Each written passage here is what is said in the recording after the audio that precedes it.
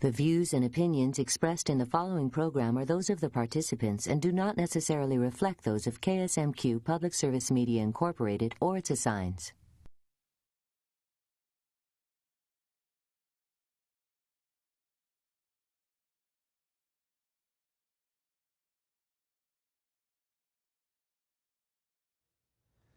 Mental health is often overlooked in today's world of obesity and chronic disease.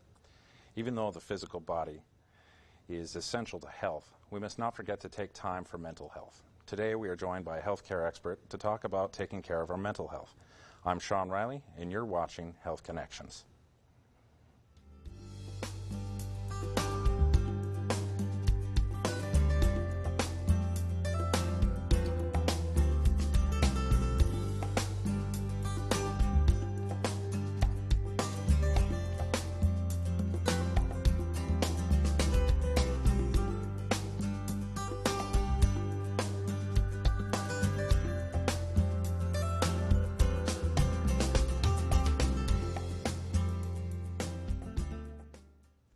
Today we're talking about mental health. Joining me from Austin, Minnesota is our guest, Paul Bartimes.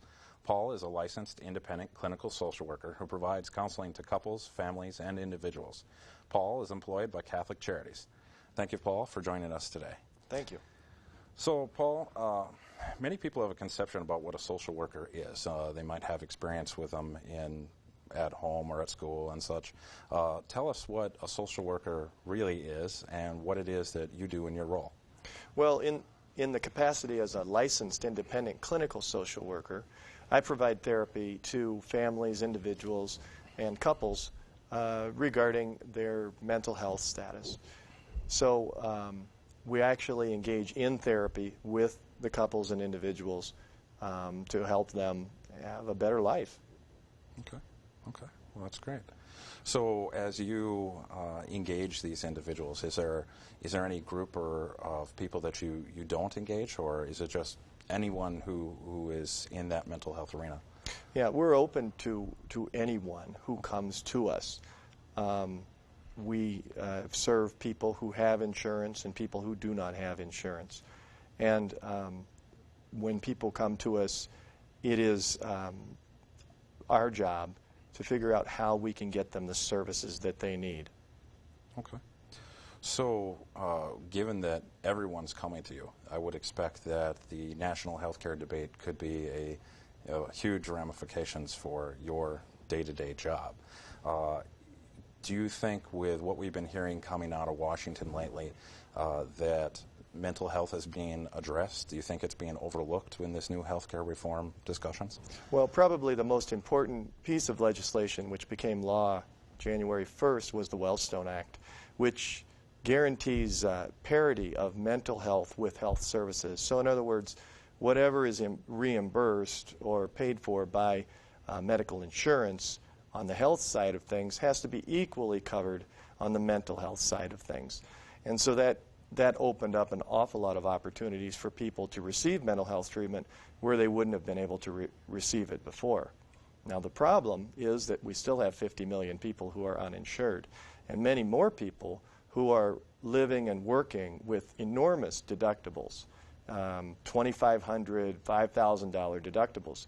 So they essentially are paying for the services that they receive out of their pocket. So that is another group which has a difficult time being served. When you see these people who have these huge deductibles, or maybe they are uninsured, do you think that mental health is the priority for them, or do they tend to go for physical health items? And why do you think they would go one way or the other? Well, it depends on what hurts more. Okay. And the way we decide whether a mental health issue is clinical or not is if it's having a substantial impact on your life. Okay. And that would be true of physical health too. If you're limping because your leg hurts, then you're going to want to see a doctor because it's interfering with your daily life. If you're snapping at your kids, if you're unable to concentrate at work or school, if you're having problems dealing with that special someone in your life, when you didn't have those problems before, your life is upset. And in order to move forward with your life, you need to address these issues. So people respond to what's hurting the most. Okay, okay. So in regards to the Wellstone Act, do you see is Medicare and Medicaid and the government programs, are they also included in that so that their reimbursement rate is the same as, say, Blue Cross Blue Shield or a Health Partners? Well, you know, as far as I know, the reimbursements are not guaranteed to be equal. And so, and Lord knows how insurance companies figure out what is reimbursable at what rate. But they have to cover it. Okay. And we, as a provider, simply have to accept whatever rate the insurance companies decide to reimburse, whether that's Medicaid or Medicare or Blue Cross. Okay. So does that takes really your practice and gives you a much more hardship in trying to deal with certain patients because you can't get paid for them? I mean, is there what kind of hardships does that put your practice through? Do you have things that you can't do for people simply because, I mean, things you want to do but you can't do, or what are some of those aspects? Well, Catholic Charities, with our goal being to serve people regardless, we end up having to rely on donations and other fundraising activities in order to balance the books. We lose money providing mental health to people because the reimbursement is simply not there to cover the cost of providing these services. Okay.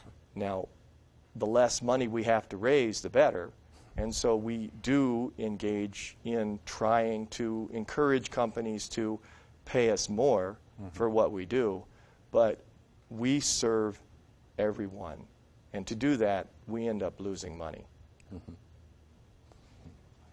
So with that in mind, and maybe some of these other items, as healthcare reform has now gone from this sure thing as of December of last year to now this large question mark project, what are some things that you would see for the future that you would love to see as healthcare reform over mental health areas?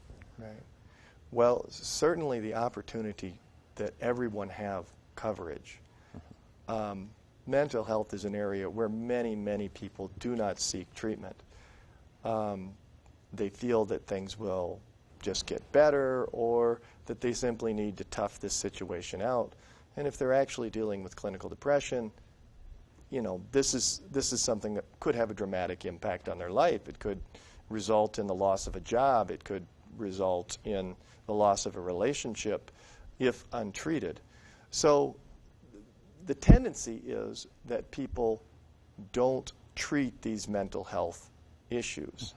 And because of the way the system is set up now, if they don't have insurance or they have these high deductibles, they're not going to look for that treatment. They're even less likely. Absolutely. So we need, when I look forward to healthcare reform, what I look forward to is everyone being covered, everyone having an opportunity to access services. Now, it doesn't mean that there won't be a cost for them to do that, but everybody at least needs to have an equal opportunity to access service, and then they can make a decision on their own as to whether they feel the condition is significant enough to access service or not. But they won't simply ignore the problem because it will cost too much to treat out of pocket. So I can give you another kind of spin on that last question and on your answer. From my personal experience, I've had insurance. I have very good coverage in that sense, and yet I've had my own battles with depression, and over the years where I've sought treatment, but it took me probably 5 years to get around to the point of I need to do this and I need to get myself some help. What do you think that there's anything in, again, from this reform perspective, that we might be able to do on a national basis to encourage people, even the ones who do have coverage, to go and get help, or to recognize that maybe they're in need of some assistance? You know, I certainly think that education is a big piece to this. If people understand that depression is treatable and that they can do something about it and they can recognize the symptoms of depression, then they are more likely to treat it. In the last 10 years, I'd say, public schools have worked with groups like Project Dawn, which is a depression awareness group, and they've really worked on teaching students what the symptoms of depression are. And so I do think that education is a big piece of that. We're focusing on that with kids. Being able to be more broad-based with that, I think, would be very important. The other thing I think is important, and this is coming along, but it's still a work in progress, is the ability of the primary care physician to screen for things like depression and other mental health issues. And I know that this is done to some degree, but at present, with the way doctors spend, I believe it's 15 minutes with patients, there simply isn't the time in order for them to do a thorough screening of not just mental health, but physical health as well. And so by the time they get through all of the things that they need to do and the notes that they need to write, they really haven't had time to get to know what's going on with this patient, what's happening in their lives. The primary care physician is technically the case manager, and they would make the referrals for mental health or for any other kind of physical health idea. So really, he's the quarterback. And being able to have that primary care physician have the time to really be able to screen people and allow him to make the referrals that would be in the person's best interest, I think would be another reform that I think would be very positive in this field. Great. So as you talk about the role of the primary care physician, who else is really involved in that care team? And when you look at hospital situations, hospital and clinic situations, most of the medical world is moving to this care team approach, as in no single individual can really cure the patient entirely. So as we've gone through primary care, are there other depths to that that you see that patients should be getting involved with? Well, I think there's a whole cadre of people in everyone's life who has a responsibility and an interest in the patient or each individual doing well. And that would include employers, and it would include spouses and family members. All of these people are seeing what's going on with this individual. They're seeing behavioral changes. They're seeing changes in mood. They're seeing all these kinds of things. And together, they can present to the patient that this might be something that they would like to consider. Again, we need to really have an emphasis on education so that people do get to know that these options are available to people.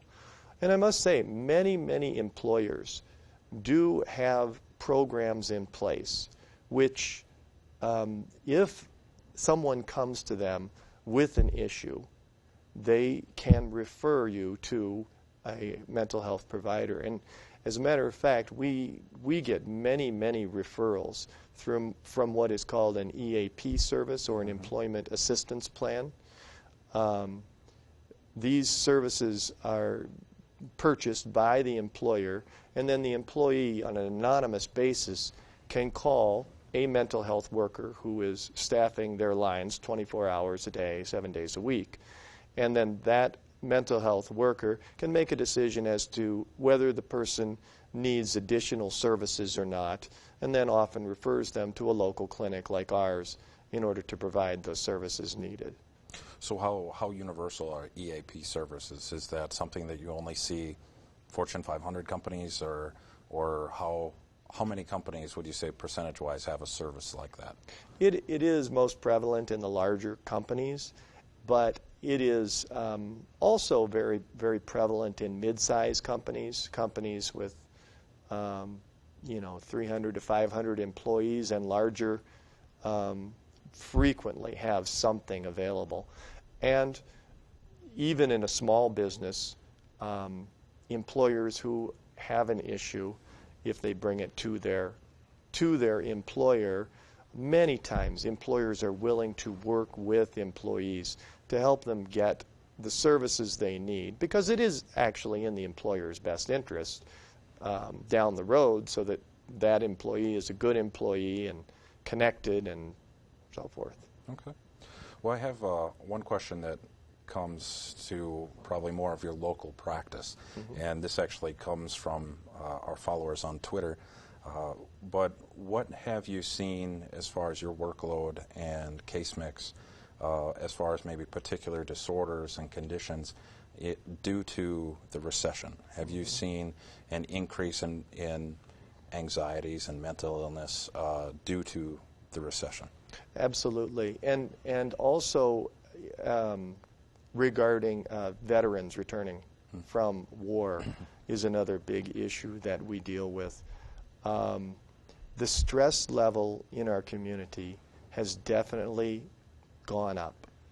And the stresses that people are dealing with are things like loss of job. Many carpenters or those kinds of workers have seen their workloads diminish drastically. Most families are two-income families, so there is some ability to continue on. However, the person who was making the most money in the family is now making the least money in the family, and that's a switch, and many people have difficulty figuring out how to deal with that switch. Many people are going for prolonged periods of time without being able to find work.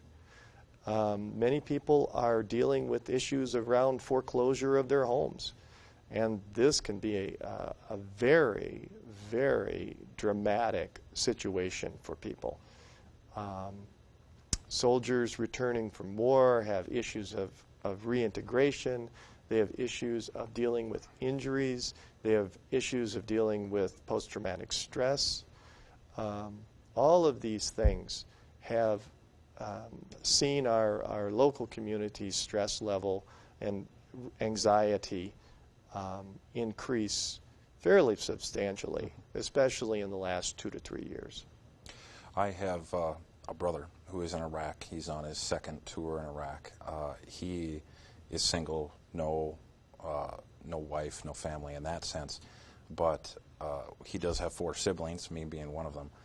And one of the things that I've seen is that the stress level of those left behind is also very much enhanced. That anxiety and those things is very different. When you're seeing soldiers come back from Iraq and Afghanistan, are you seeing them, the individual being treated? Do you see it as the families, both? Or? It is both that are being treated.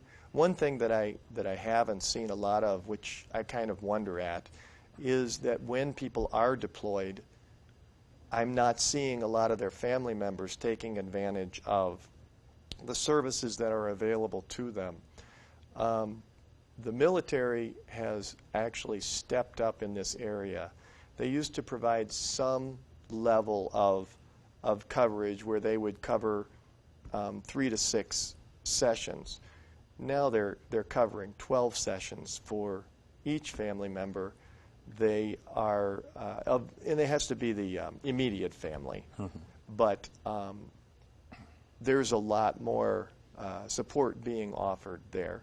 And there are support groups that have sprung up and are active in different areas.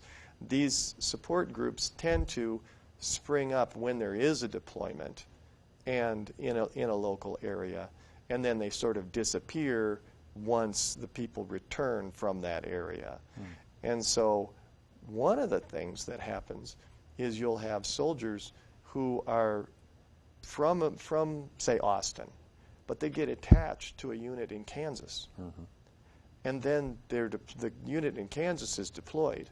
And so then the family in Austin has no support because there isn't a local support group that's sprung up, and there isn't the local knowledge that, you know, you have this person in your family who's been deployed. And so it can be very, very difficult for those families. And it seems that those sorts of things happen more and more. So what kind of tips would you give to these families that they're going through, as you said, the financial troubles, they're going through the mortgage, possibly, as we've had millions of foreclosures across the country now, the families of the soldiers. What are some of the publicly available things that they can look at that maybe don't hit the pocketbook, considering that's going to be their main issue right now? Right.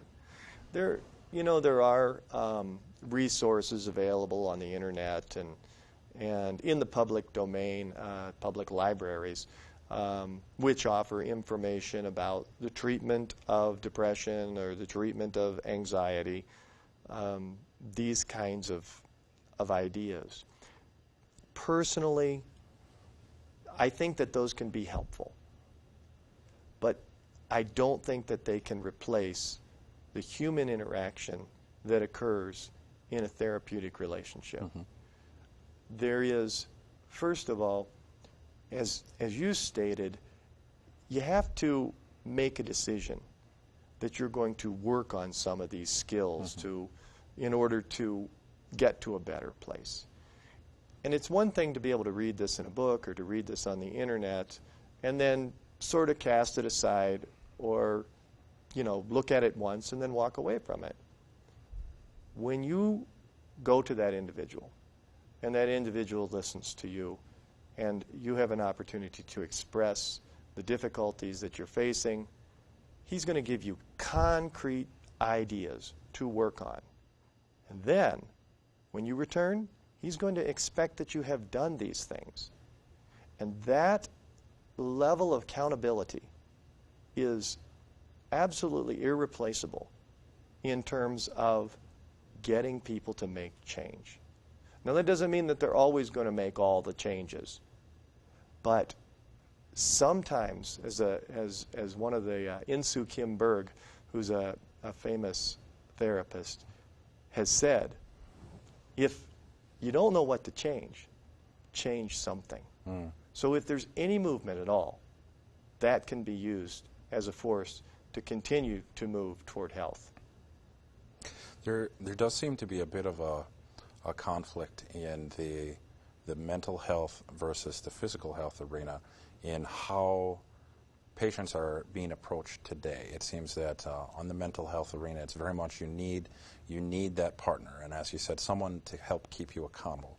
And on the physical health side, there's this huge movement in America today around social media and around people trying to self-empower. How do you see those two balancing as we go forward with this whole self-empowerment movement from one side of go to the internet, find this information, go and, you're the only one who can make change, and yet on the other side it's the reality is you have to have a partner, and I can say this from experience. If you don't have someone else to help you, you're going to sit in your chair and surf the internet all day and get nowhere. Right. So how do you see those reconciling at some point? Well, I think that the basic issue there is that people have lost faith in that doctor because they go back and they see a different doctor every time, or because the doctor is only able to spend a few minutes with them.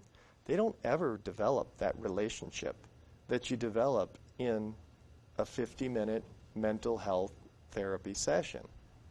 And so people they look for other alternatives because they don't see this person who just looks at them for a minute and writes a few notes as being someone who really is holding them accountable to changing their health.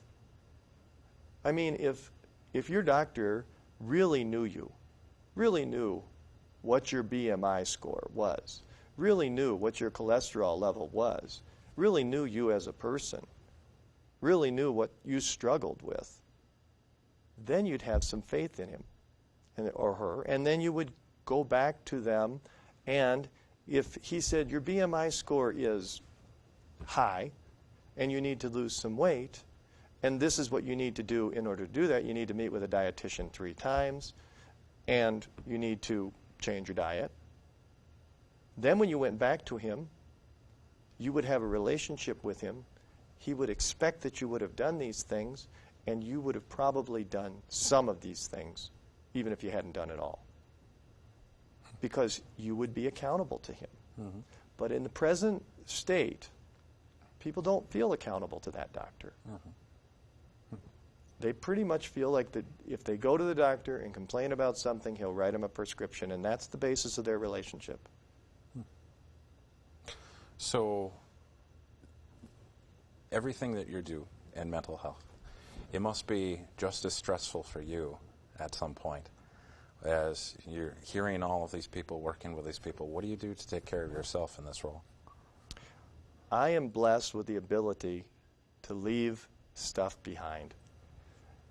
I recognize that their problems are not my problems. And that doesn't mean I'm not empathetic to their problems. But very often, I can leave this kind of information behind and go on and take care of myself in my life, doing the things I enjoy with my family. And so I think, you know, in that way, I'm kind of lucky. That's very good. I'm able to do that. Now, there is an awful lot of stress, and many mental health providers feel a lot of stress. And some of it is related to the organizations that they work for, the pressures that they're under. Many organizations have pretty rigorous billable hours kinds of ideas and those sorts of things. Fortunately, in my job, though there is some concern about making sure we get a certain amount of people in, the idea that we absolutely have to have this many billable hours. I have to cut you off as we're at the end of our session here. I do thank you, Paul, very much for joining us today. I think we've definitely seen that we have a lot to learn in the mental health space yet, and hopefully a lot of opportunity that we can bring forth as the country and people and individuals like yourself help us move on. So this has been Sean Riley with Health Connections, and we hope to see you next week. Thank you.